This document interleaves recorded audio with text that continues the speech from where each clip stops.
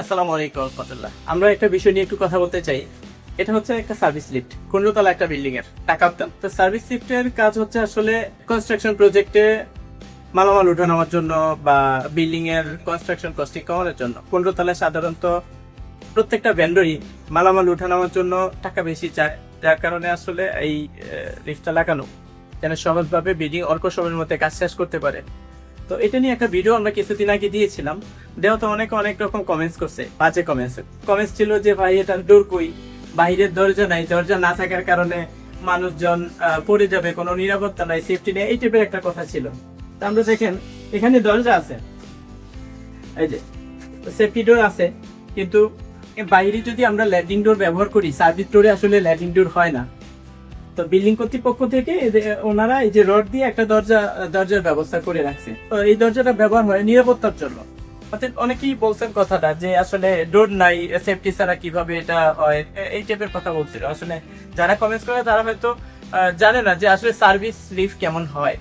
তো এটার জন্যই আসলে মূলত এই প্রজেক্টে আসা। দেখেন আসলে সার্ভিস লিফট আমরা কেন ব্যবহার করব? সার্ভিস লিফট কিন্তু আমরা ব্যবহার না করলেও পারি।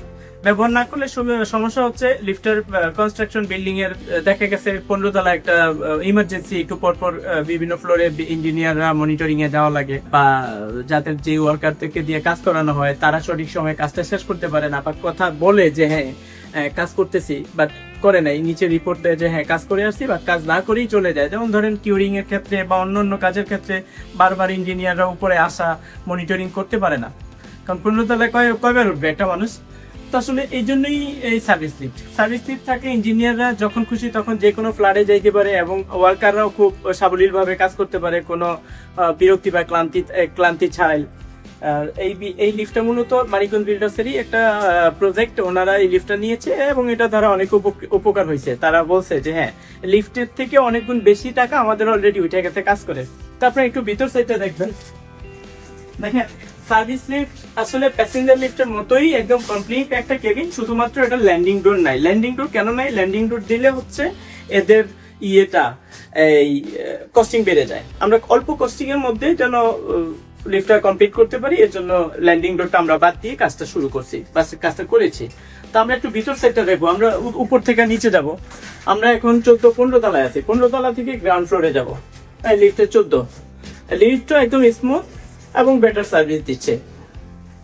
তো অনেকেই আমরা এটা নিয়ে কনফিউশন থাকি, ভয় পাই যে আসলে কেমন হবে, এটার দাম কেমন, বা এটা নিলে আদৌ আমাদের উপকার হবে কিনা, বা এমনটা হয়, অনেকে কনফিউজ থাকে। আবার অনেকে এটাও চায় যে এই সার্ভিস লিফট আমরা খুলে পরবর্তীতে এটার মধ্যে প্যাসেঞ্জার লিফট ব্যবহার করতে পারবো কিনা, সেটাও আপনারা চাইলে পারবেন।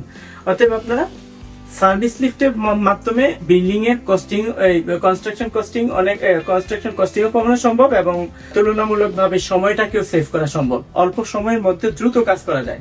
তো দেখেন আমরা অলরেডি চলে আসছি 4-এ।